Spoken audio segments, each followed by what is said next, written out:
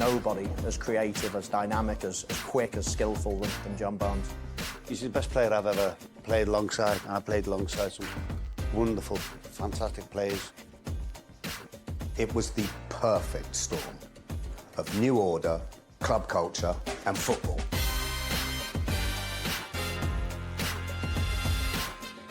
And Barnes here in Rio performed a miracle there.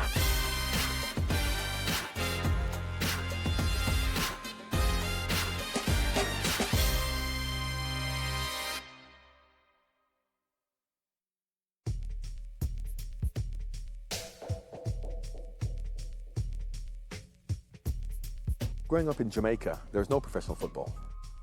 What I always knew was that I would play football. Cavaliers, a team called Cavaliers was my favourite team, so that's who I think I would have played for, and maybe gone on to play for Jamaica, which is not professionally, I would have to have got a job. But the idea of playing professionally in England until I was 16 years old never crossed my mind.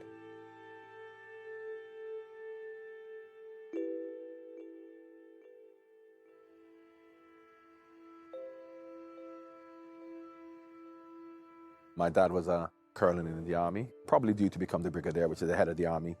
And at that particular time in 1972, Michael Manley, getting close to Cuba, you know, leaning towards socialism, was a little bit worried about the army and what stance they would take under those circumstances. I said to my dad, where do your allegiances lie? If you went to Sandhurst in the 50s, you are a British Army officer brought up in the British traditions. And the answer he gave was that his allegiances lie with the country. A position of military attaché was then created for my dad to come to England. I remember coming in January the 26th, 1976. Probably one of the, not that I would know, I've never seen snow before, but they tell me one of the coldest winters. And seeing on a Sunday morning when you had boys my age playing in a kit with a net with a referee and linesman, that we're coming into land, because you can actually see the pitches in Heathrow. And that obviously, you know, made a big impression on me. Growing up in Jamaica, I was always an attacking player. Back then, you didn't have positions. You ran around and I could dribble, I could run. I would also run back and defend, but I was never, ever a defender. But of course, going to Stowe Boys Club, we had a lot of attacking players because, of course, before you pick the team and you're playing in the 11th side, you go to training and you're playing 5-a-sides, and no one wanted to defend. It was a very, very good team. First memories of John is arriving at Stowe Club and being told that I was going to be playing on the right wing, and that we had a couple of very good defenders who were actually forwards, one of them being John. And his first statement was, the reason why I play at the back is because I'm more dedicated than the rest of you. You know, you develop, so therefore maybe I developed at 17 to 21, and maybe they didn't, I don't know. But at that age, at 16, you know, I wasn't any better than them at 16, 17 years old. But there was a lot of talent in that side, and it could easily have been 2 or 3 of the other players who would have gone through. But fortunately, John got that. Unfortunately, a few of us others weren't so lucky. The coach at Stowe, then Ray, then took some of the better boys, 3 or 4 of us, to St. Joseph's on a Sunday in a Sunday league team. So we're 16, 17-year-old boys playing for the Spence team, St. Joseph's. But then he took me to Sudbury Court on a Saturday. And they were playing a game, and a taxi driver was driving past, who happened to be a Watford supporter, and saw them playing. Was absolutely amazed by what he saw. Quickly ran back to the club and told one of the scouts, you've got to come and see this boy. A supporter, in fact, phoned up the club and said that a friend of his had seen a young boy that he thought was well worth watching. We went and watched him, we saw him, we gave him half a game, we hid him and signed him as quickly as we could. You don't need to be an expert, you see. But Watford also have this young man who's exciting the crowds, 17-year-old winger John Barnes from Sudbury Court, recommended to the club by a Watford supporter. Some recommendation that is turning out to be.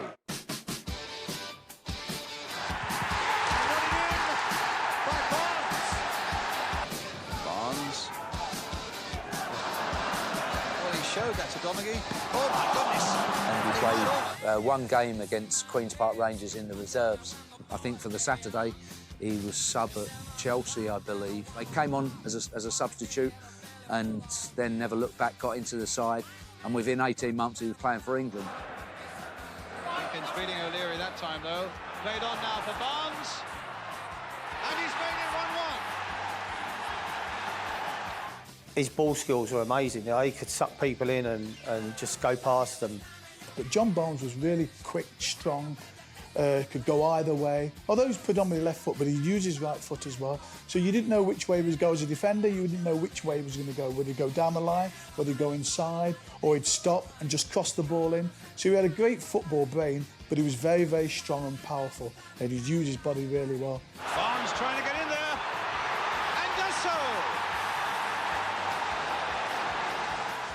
Tell me about this now. Well, he has an awareness, he has a touch on the ball, he knows what he's doing, got a little bit of a break but reacts quickly and then sees people there, just gets that little bit extra. And he'll be talking to Les Taylor about that. Graham Taylor was a fantastic manager in seeing things in you that you don't see in yourself, and seeing that if you listen to what he wants in the team, within the framework of the team, notwithstanding whatever talent you had, that you could be successful. If you're good enough, you was old enough. But he did look after the young lads, but, you know, there was rules to go by at Watford, and you didn't overstep them rules with Graham Taylor. He strongly let you know what you was allowed to do and what you wasn't allowed to do. The youth policy really was quite new as well. So we were the first group and the first crop. So, the manager had a big part to play in that, and wanted really to give us chances, to give the younger players chances, and for them to be able to take the club forward. Well, I'll come from Jamaica, so I'd known Bob Marley, a little bit of R&B music growing up, and Marvin Gaye, who had actually come around to the house. My uncle used to manage Marvin Gaye, so that was my kind of music. I remember Elton John from being Benny and the Jets and Pinball Wizard. But of course, then when I met him, he was a real chairman of a football club. Elton's brilliant. The first thing he'd do, he'd come into the dressing room, say hello to the lads. He'd go into the players' lounge, he'd say hello to our mums, our girlfriends, the wives. And then he'd go up to the director's box. And, he was down to earth. He wasn't someone that you were sort of in awe of, that you thought you couldn't talk to. Elton respected Graham enough to understand that for Graham to be successful, he has to be given carte blanche to make all the decisions. So therefore, while Elton obviously supported the club and financially supported the club, he took a step back to allow Graham Taylor to be Mr. Watford.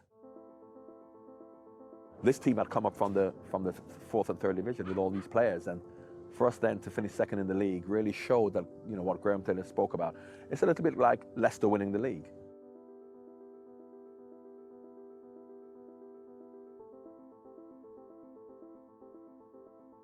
The club had come a long way to suddenly be considered to be playing Everton in the FA Cup final. Everton at the time were just around about the best side in the country, just taken over from Liverpool as the champions. The whole week of the FA Cup final is special.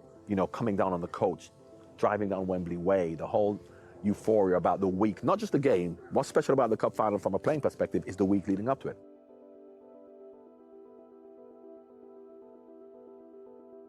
Because we were probably the favourites.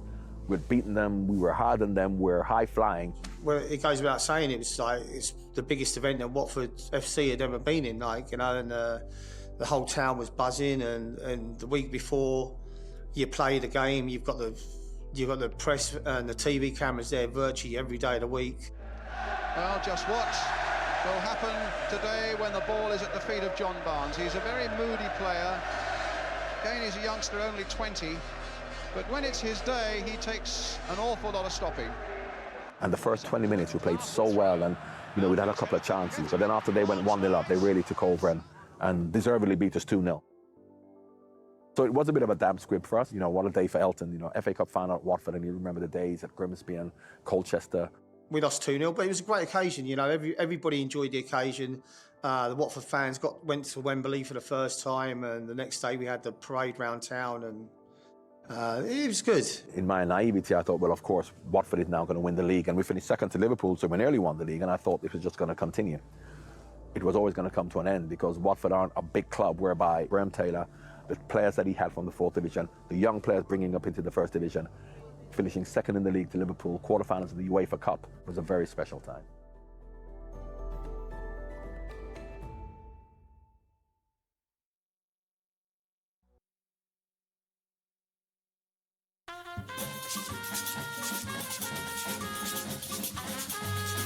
Maracana Stadium, Maracana, home of football. Pele scored all these goals there. To play there was incredible. It was great to score a goal like that in the Maracana. Barnes. Now can he take Leandro? John Barnes now. Might go all the way for England. Barnes.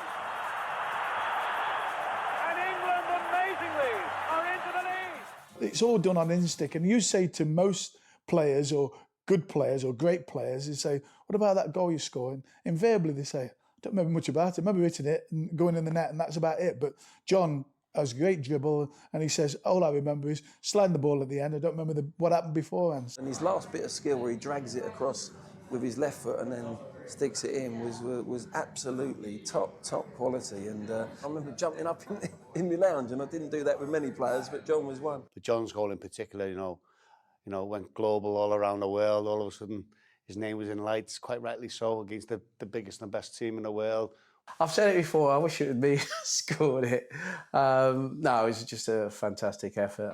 I thought he should have passed to me early on in the move, but he just kept going and kept going. And as you say, playing against Brazil in the Maracana and scoring a goal like that. He said to me, he said, that goal killed my England career because every time I went out and played for England, the crowd expected me to do that. And he said, you know, that was a wonder goal. You can't score goals like that every week. But, you know, I wouldn't swap scoring a goal like that against Brazil for anything.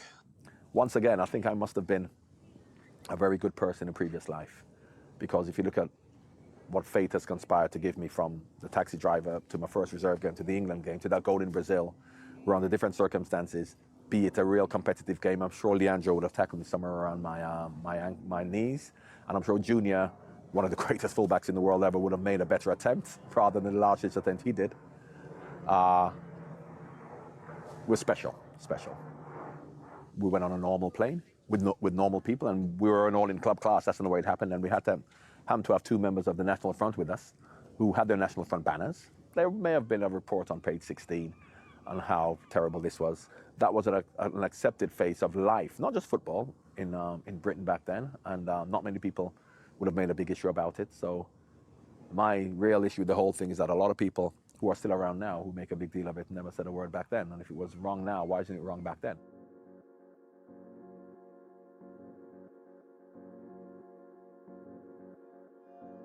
Well, I remember Graham Taylor bringing me in and saying to me, you are going to go to Liverpool. You're not going to go now when they came in for me in January, but you're going to go at the end of the season. But it surprised me that, you know, the Watford manager, rather than trying to convince me to stay at Watford, because he did the same with Luther Blissett when he got a chance to go to AC Milan, and if he felt that you could progress your career, because he really felt a responsibility to us as well as to the club. You know, he balanced the both very well.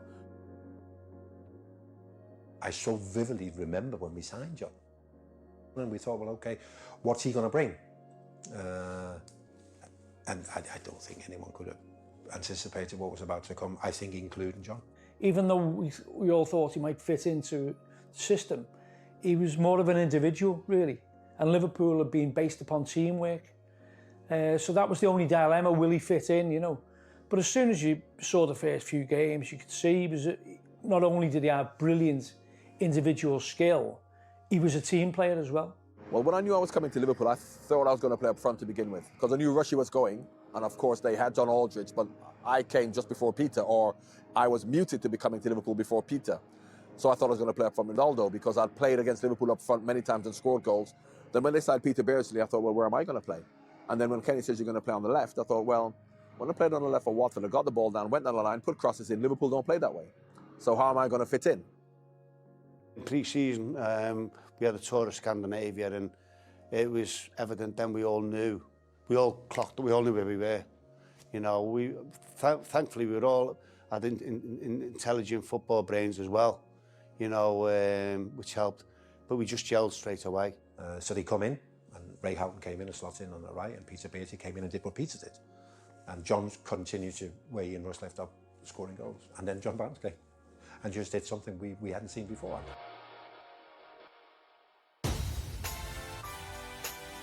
Every time I seemed to switch the telly on and watch Liverpool play, it seemed to be John Barnes beating 3 or 4 players down the left wing, crossing the ball, and Ian Rush, Kenny Dalglish, that type of player, finishing them off. And every single goal seemed to involve John Barnes. I think Barnes could fit into any system because of his style, because the way he played. Individually, he was amazing. Physically strong. I mean, gifted beyond belief. I mean, but John could score his fair share of goals as well, but he could get past people into the box. He was just a natural talent, wherever he played, really. There was a saying in British football at the time, to wide people get to the byline, put it in, and let the people in the box worry about getting there. And John never did that. You know, John got to the byline and picked you out. I was like Charlie in the chocolate factory, you know what I mean? All I did was back towards goal, get the ball down, give it to Barnsley, and then I'd just get into the box. All of his balls have not, 90-odd% of them were fantastically placed for me to go on the attack. But what I liked about him is that he never showed off. He never played a back heel for the sake of it. He played a back heel if he had to. And that's number 2, Ian Rush, the scorer. Straight away you could see, you know, he had everything. He had poise, he had grace, he had skill. He could pick out a pass. His first touch was immaculate. Everything about him. You know, you'd see he was a class player. His free kicks were out of this world as well, you know. He was putting them in the top corner, which, you know, were impossible to reach. You know, it was Brazilian skill. I remember a goal he scored for Liverpool against QPR at Anfield when he bounced around 2 players and stuck it into the bottom corner with his right foot. Still Barnes. That's a fabulous individual goal. He was the man for all seasons, wasn't he?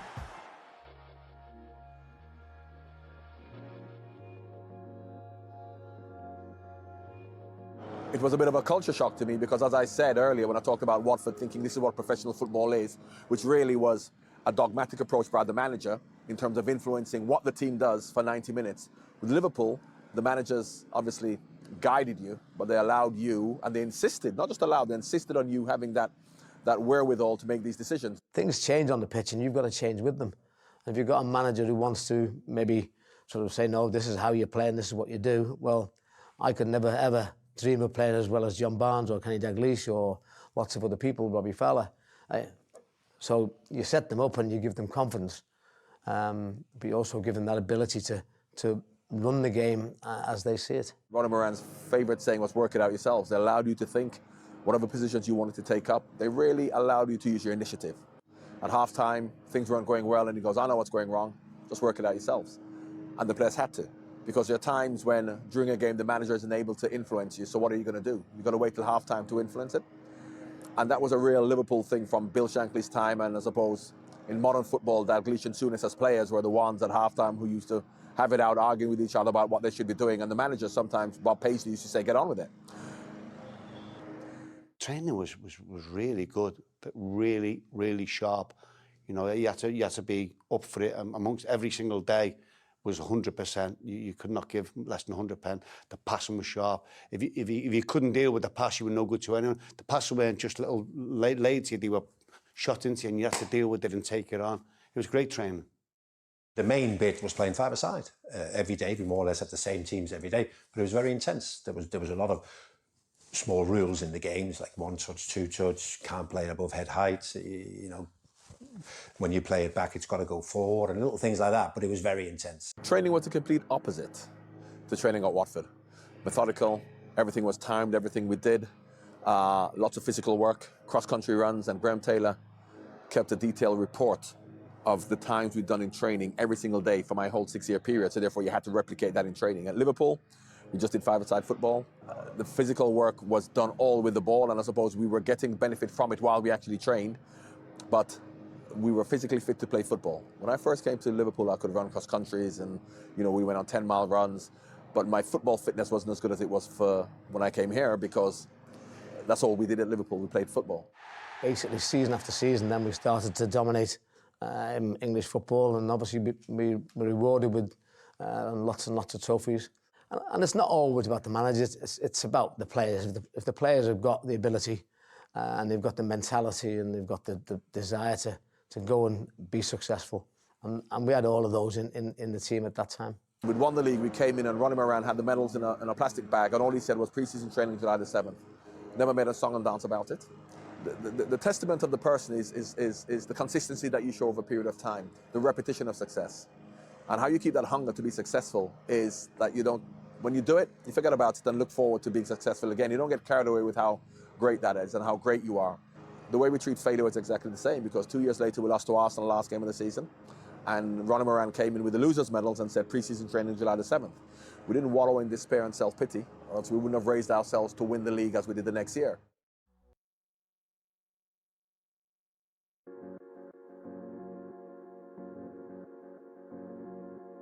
I've said all along that I felt like I played under Bill Shankly. The ethos, the essence of what Liverpool was when I first came had just continued from Bill Shankly's time in terms of the training methods, the fact that we all, you know, changed at the ground for the camaraderie, for the togetherness, then got on a coach to go to the training ground where we didn't even have a shower, we just had a hut for a cup of tea. Then we had to go back from the training ground together on the coach to come back to the ground, to get in your car so that you bonded with each other. You know, I mean, now you see the way we came in, where we came underground, so you don't really mix with the fans anymore, whereas we, you know, would walk in amongst the fans, and the car park was outside where, you know, the fans were right there. You mixed with them going to your car, spoke to them going to the car. This is modern football. I'm not saying Liverpool is any different to anywhere else, but back then, Liverpool, Bill Shankly being a socialist and believing in the togetherness of the Liverpool family, of which the fans are a part of, Bill Shankly still felt the need to have that relationship with the local community, which even when I came, we still felt.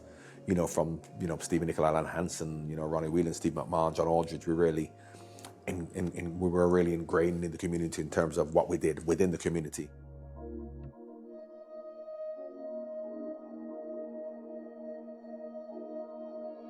Let's face it, in the 70s and 80s, you know, predominantly white crowds at both Anfield and Goodison. But I think John Barnes changed that. I think it encouraged more people from Liverpool 8 to come to the match, you know. I certainly know a lot of people who were Liverpool fans who mightn't have gone to the match, but encouraged them to go to the match. And I think it broke down a lot of barriers, you know, and I think, you know, certainly on a Liverpool fan's point of view, you know, certainly that was the watershed moment, I think. You didn't support football. You didn't go to football. It wasn't, you were the wrong colour. If you turned up at a football match, or you sort of were in the area, in the general vicinity of a football match, there's a very good chance that you'd be subject to racist violence. It was a no-go area. Football wasn't something you went to do. You supported it quietly at home. You watched the match, and you cheered the team on, and you talked about it at school with your friends, but you didn't go. Oh, it was a very different culture back then, and that's why John's part that he had to play in not just Liverpool Football Club's illustrious history, but also how he as a black player went beyond the terraces and affected the way the city operated, the way people thought, the way he was able to reach out, you know, to communities that were underrepresented at the time. I remember, in fact, Charlie, who's now my best friend, who's here driving, he's been here all his life. He's now 62. This is like, he's in his 30s, never been to the game before. He's now going to come to a game. So I said, Charlie, I'll leave you a ticket he lives 3 miles from Anfield. So then got a phone call from Charlie. You remember, Charlie? Don't pretend you don't know when you turn up at 10 o'clock for the game. So Charlie sees laughing. He phoned me, goes, there's no one here. So it shows how much black people used to come to the game, didn't even know what time kickoff was. Well, the thing about it is that I didn't necessarily bring them closer to Liverpool because they were, I suppose, vicariously feeling pride through me. Not that they necessarily came to support Liverpool, but they loved the fact that a black man was doing well for Liverpool. Yes, some of them did start to come, but I still think a lot of them still felt threatened when they came to football matches. You know, up until early 90s, because don't forget, you know, back then, football violence was still rife and abuse was overt. So as much as, yes, they may feel pride if they come, they're not going to be with John Barnes and feeling safe when they're in the stand or whether they're walking to and from the stadiums. You knew it was going to be a bit of a hard time. You parked a little bit further out where nobody saw you getting out your car, so they wouldn't sort of target your car or anything like that. You'd go to the game, you'd have a little bit of abuse. You'd get somebody calling you some swear word or another. You know, you just ignored it. You were there to watch the match. You weren't really there to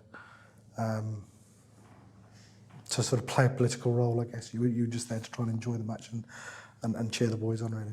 One of the best pitches, I think, in football is when, you know, he was at Goodison Park and he was backheeling the banana off the pitch.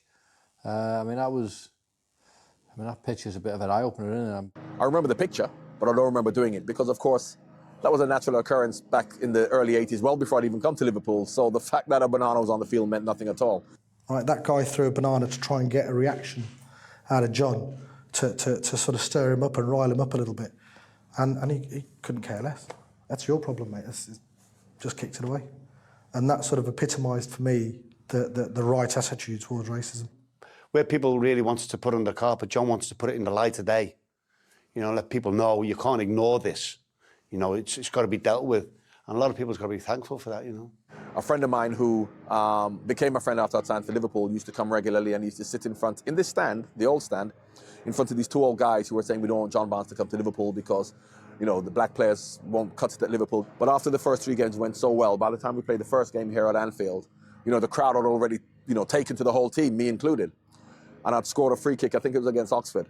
And after I scored, those 2 guys who were talking about we don't want black players at the team, my mate sat behind him, he said, after I scored, the first one looked at the other and he said, he's not as black as I thought. Certain grounds you go to, I always remember going to Newcastle many, many years ago, my Forest days early on, and go out to look at the pitch and booed, and then coming back into the dressing room and saying to Brian Clough, listen, I don't think I'll be able to play tonight. And Mr. Clough saying, you are playing, you've got to get on with it, you've got to play to your best ability. It was difficult. It was difficult, but as I did, you know, mention before that I'd got used to it. I don't think it's a nice thing to say, but growing up in England in the 60s, you get used to it. So when it came to the football, it didn't have a real impact on me. At some grounds, Newcastle for one, and Everton for another, West Ham, it wasn't pleasant. But for me, it was just a way to say, okay, no problem. I'll try and play a bit better and just show you that, you know, I'll give it, you know, make a hard day for your team. And actually somebody on one of the forums, we were chatting and they said, look, you know, and he was another Asian guy, said, look, do you know who's not represented on the Kop? Do you know who's not got a banner? Who really sort of one of the greats, one of the legends of the game, and you know, really had a big impact on me going and making it okay for me to go. And I went, and I just sort of, yeah, absolutely, I feel exactly the same way. It was John Barnes, and it was like, as soon as that sort of idea was there, it was like, bang, right, that was that conversation, decision made, we're going to do it. Because Poetry in Motion was John. I don't know whether it was around before that, I couldn't say, but certainly for us, you think of John and you do think of that sort of dancing along with the ball and just the beauty of the football that he played and basically allowed everybody else to play.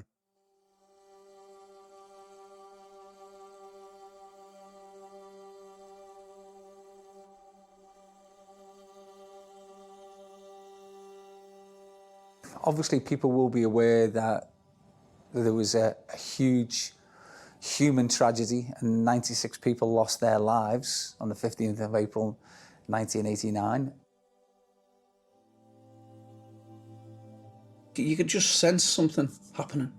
It wasn't right, you know, you could see the melee at the back of the goal. As they're taking the ball out to take the corner, I've gone Armstove, and that's where you can then see the fences and see the people. And I looked at it and I thought, these people look very uncomfortable. They're pushed up against the fence and people are screaming and crying. And I thought, that doesn't look right. And then all of a sudden people started climbing over. And a guy who knew, local lad from where I was from, he ran on past me and said, the people dying, I can see them, they're all, and then I realised, and I thought, what are you on about? And I just turned towards the goal, back of the goal, and I could see the problems. So we're now in the dressing room and we're hearing some shouting and whatever. So we're still warming up, 3:10, 3:15, 3:20. So for 20 minutes, we're still warming up because we're going out to play a semi-final. But yeah, we were just thinking that it would be sorted and we'd go back out and start again. And we soon learned it was getting drip fed to us. There's 5, there's 6, there's 8, there's 10, there's 12. This is over a period of hours. We were locked in the dressing. We couldn't go anywhere.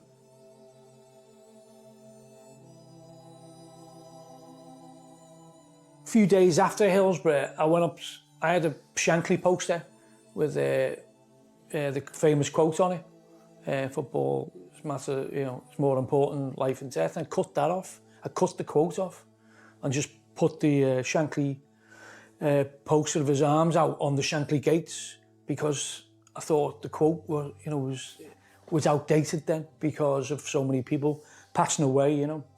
I suppose now you would get counselling yourselves.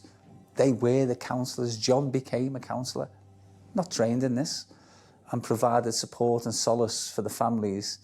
And in the end, all of the 96 who died, there was somebody who was present at all of those funerals, and that must have took a huge personal toll on those footballers. When I was asked the question as to whether I think we should play again or not, I said it's not my place to have that opinion, because I didn't lose any loved ones. I would be guided by the fans, you know, and the families who lost loved ones. And if they wanted us to play, I would gladly play.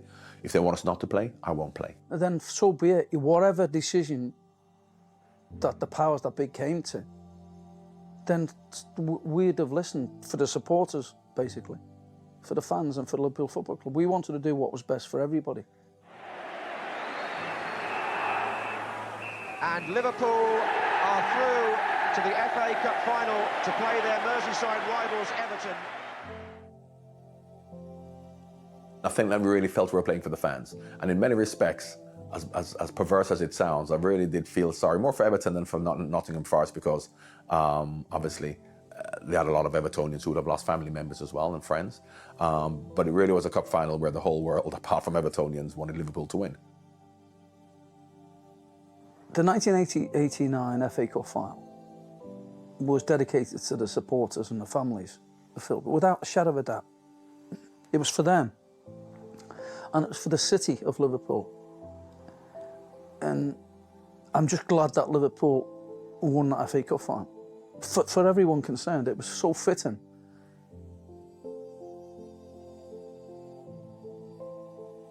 We knew at the time, on day one, that it wasn't the fans' fault, but we were vilified and scapegoated about what happened in '89. It took 26 years before we got to the stage where it was admitted that it wasn't the fans' fault. It wasn't just about the people who have lost their lives, it's the ones who survived, because there was a question mark as to their morality and their character. And then, of course, we went through a legal process which ended up with the High Court quashing the original verdicts, and then a 2-year brand new inquest into the deaths, which found in favour of everything that we had claimed for all of those decades.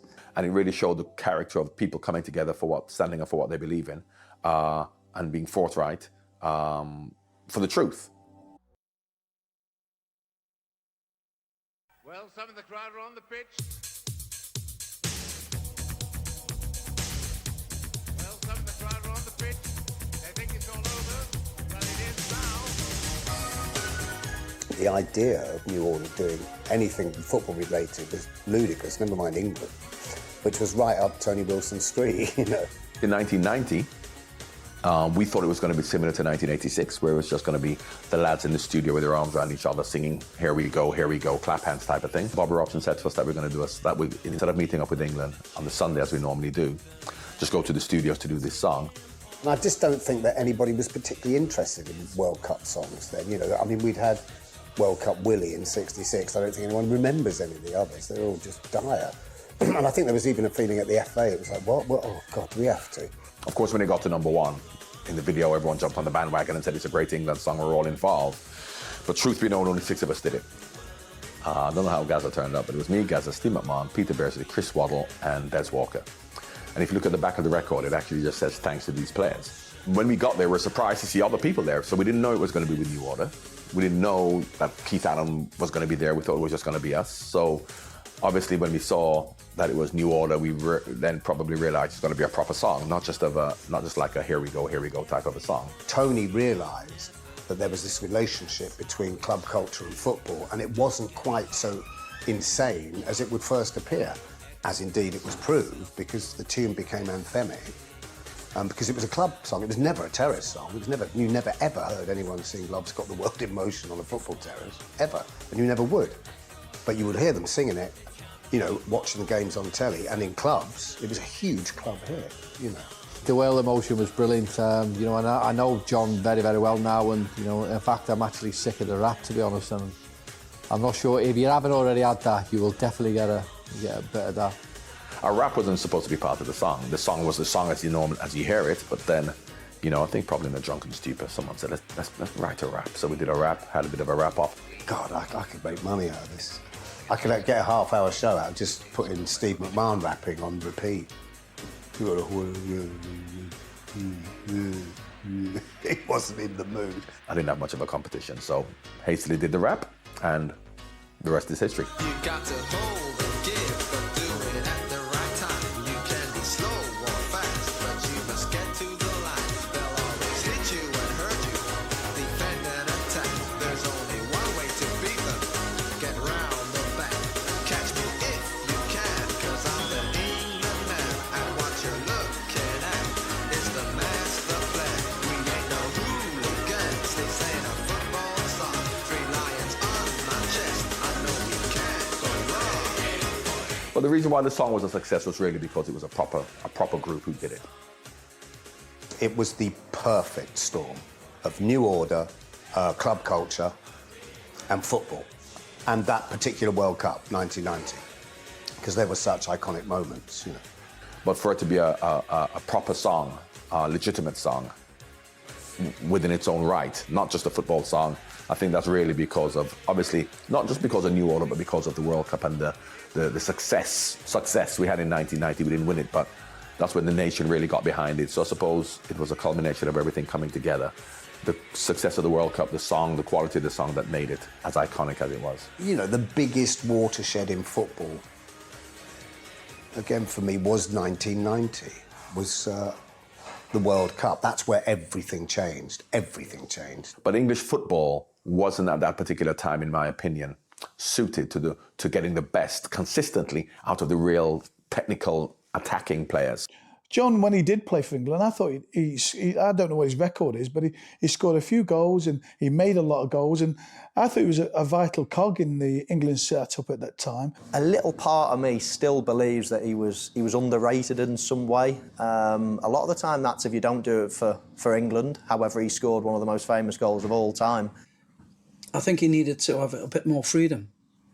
It was maybe too structured, the England way of playing. And yeah, we had some fantastic players. Glenn Hoddle himself, Barnsley was there, Peter Beasley was there. It was sensational. Chris Waddle, Paul Gascoigne. It was, talent was there beyond belief. But as you say, it's playing a certain way and getting the best out of the players. That is why we were labelled as inconsistent, because they could see what we could do, but because England didn't play that way all the time, neither did we. And I suppose the stalwarts of England were obviously the Terry Butchers. Gary Lineker is a goal scorer. So if you score goals, then you have a good goalkeeper, hard-working midfield players. But we never outplayed teams. We never dominated possession. And the players who were those types of players were the ones who probably weren't as appreciated.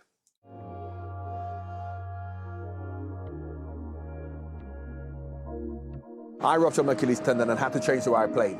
Now, at the time, I didn't necessarily know that I wasn't able to run around as I did before. I think a natural progression of the McManamans, Fowlers, Redknaps coming in meant that I then became a midfield player. A lot to do with the fact that, as much as I didn't think it at the time, I couldn't run around anymore. So I was fortunate enough to be able to play in that position and reinvent myself. It's a mark of his football brain that even when his legs are gone a bit, like happens to us all later on in your career, he still ran games from the centre of midfield and he was a joy to play and train with. John played with his head. John had a great football brain for me. And again, so when he lost a little bit of pace, it was no surprise that if you could put him back a little bit deeper, he was still going to influence the game in a slightly different way. And to be fair, we tried it and it worked. You know, football is basically about making decisions, isn't it? The more good decisions you make, the better it is. And that's what John was about. And I have to be honest, when he moved in and he started playing the way he did, I thought, oh, whoa, that's my role, and that's how I play, isn't it? But yeah, John was sensational. Well, he had the football brain.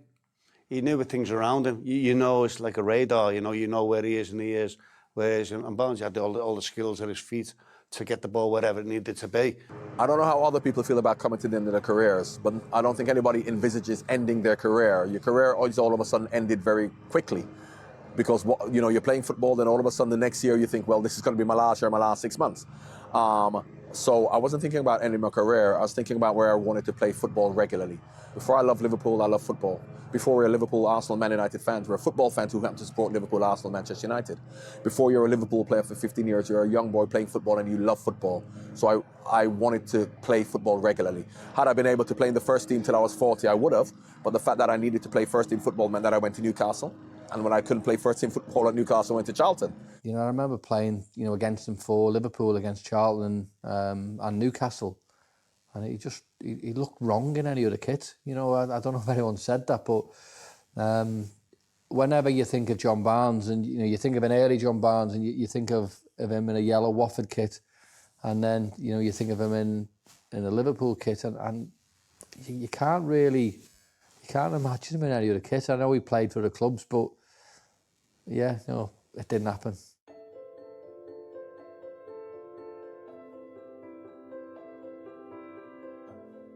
We're coming now up into Toxteth just now, but it's completely changed from when I was here. In many respects, even before that, it was a bit of a no-go area for the police in the 70s.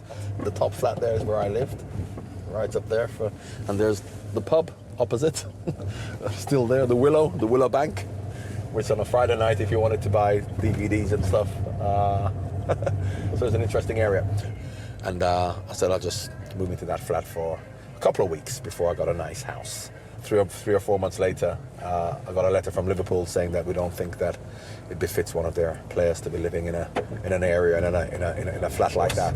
This area here at night time, there's sirens and lots of break-ins and lots of burglaries. And you know, obviously Liverpool, Toxteth is a big black community, as you probably know, and he was instilled in that. I think obviously all the local lads loved him. Whether he was black or white. I used to come down here to Kwame's, a place where I used to get jerk chicken from and rice and peas. And every Friday when we used to go away for an away game, because I had it and they would even have fish and chips, someone had a taste and they loved it. So every Friday for the away game, we used to get the coach down to London on a Friday night. I used to have to come to Kwame's and get like 15 jerk chickens and rice and peas, and that was the pre-match meal. So Kenny Dalglish and all the players used to have Caribbean food on the way down. And of course, Liverpool being a very traditional, superstitious club, because we played well, we always had to have it. Yeah. So we always used to have to come and get. Charlie used to bring up the jerk chicken and rice and peas takeaway.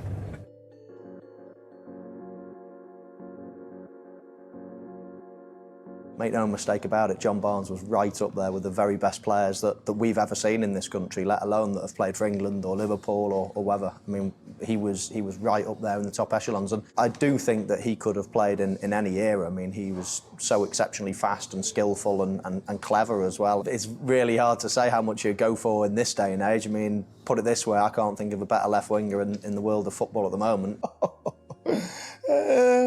What did Pogba go for? John Barnes has got to be up there.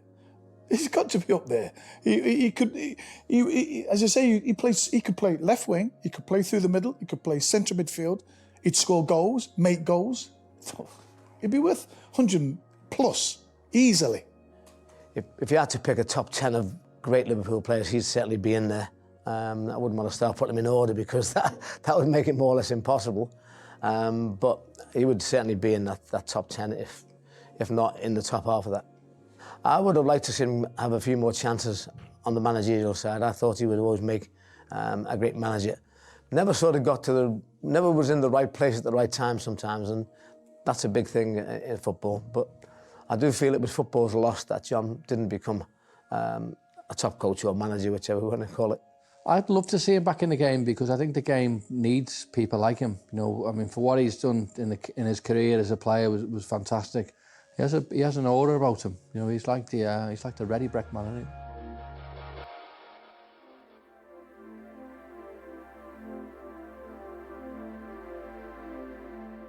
Because of course I'm not the only one ex-player, ex-manager who would like to get back in there. Lots of managers, lots of people who want to be managers. But I definitely, if an opportunity came about, and I'm not naive enough to think that it's going to be a Premier League club, even a Championship club. But you know, you love football, people love football, and you know, if an opportunity came about for me at League One, which is not the League One we spoke about, Watford in the 80s. League One is Division 3 for those uninitiated. It's something that I love doing, something I still believe I can do. So if an opportunity came on, I'll definitely look at it. I realised very early when I first came to Liverpool that this is probably where I would want to probably spend the rest of my life, really because of the people. You have to be a certain character to play for Liverpool, not just a certain player, a certain character. And you have to be a certain character to be accepted by Scousers, be accepted by people from Liverpool. And, you know, what we have here on the world and in Liverpool is so many opportunities. As we know, Liverpool, very similar to Glasgow, I suppose, in the 70s and 80s was quite a depressed city in terms of investment, whereas now the opportunities are endless. So, but more to do with the people than anything else, which is why, you know, I really feel that, you know, like an adopted Scouser. But it's not, I'm just come to this conclusion. And I suppose if you look at people like Ian Mulby, Michael Thomas, Paul Ince, Mark Wright, all from different parts of the city, and we still live here because of the special place that it is. But really, it means nothing without the people, and that's what's really special about Liverpool.